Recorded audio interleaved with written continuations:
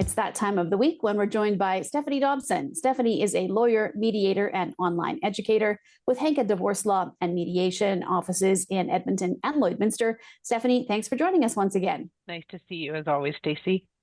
Well, last week we went through a series of 5 tips, basically talking about how, the theme is resilience and how kids can thrive in a situation where they have to go between 2 homes. So we went through those tips. We're going to continue with 5 more this week. So the next tip we're going to go through is learn to communicate effectively as co-parents. So why is that such a big thing, Stephanie? Well, I can say that effective communication is definitely a learned skill. It's not something that we're born with or that we do often very naturally.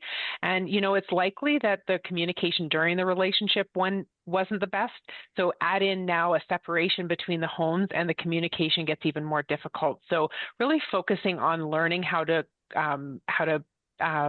communicate effectively is really important. Getting into a routine for how best to communicate about things like, certain things may be good for texting, while other things we want to email, or another great way to communicate is to look into some co-parenting apps. There's lots of them if you just do a Google search. My favorite one is Our Family Wizard, but there's tons of them. That's a paid one. There's tons of them that are free out there. So learning how to best and most effectively communicate for you is different than the next person is different than the next person. So it has to be customized and tailored to what works for the two of you. The next tip, Stephanie, is to make sure there is consistency between the households. And why is that something that should be considered? Yes, we always talk about routine, consistency, and stability for the children. So we know that children thrive, off of that consistency.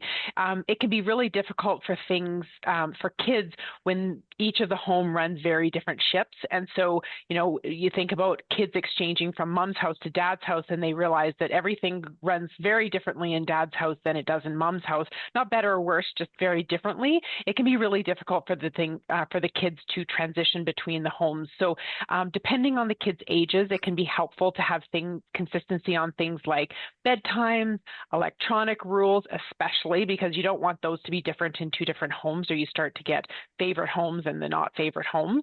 Homework rules, even electronics at mealtime, nutrition, chore expectations, hygiene expectations, even discipline, to try to get some consistency on. The next one is to liaise with professionals who surround the children. So that would be doctors, dentists, teachers, that sort of thing. Why is it important that everybody is on the same page with that? Yeah, there's lots of professionals who are going to surround your children and helping them along the way as they grow and develop. And you named it right: doctors, dentists, schools, teachers, even school administrators, or even counselors. If your kids are seeing the school counselor or a private counselor, it's really important for the kids to have the parents to be both involved firsthand with these professionals, because they're going to be making recommendations on behalf of your children. And it's really important for you to get that firsthand information, as opposed to hearing things, again, talking back about communication, hearing things from your co-parent can be more difficult, and it can be a more difficult message to hear. So trying to get on the same page with those professionals is really important.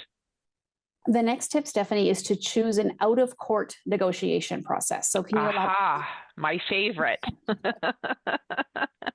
Negotiation process matters. And we know that co-parent conflict is toxic for children's development.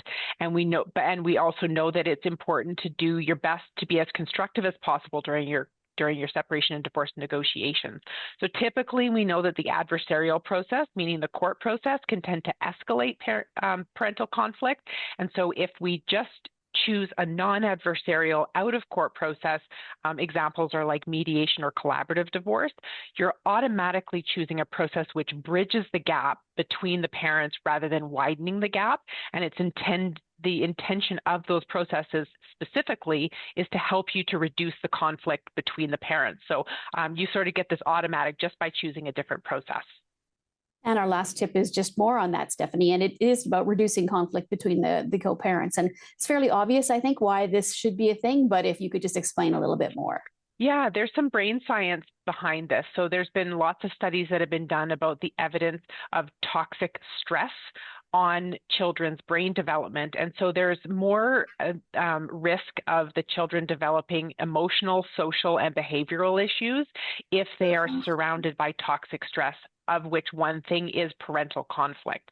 And, we hope that by moving into 2 homes that in fact, the kids will experience just the opposite. They'll experience 2 healthy, low conflict households moving forward. And that is what's going to give your children the best opportunity to grow up resilient and healthy.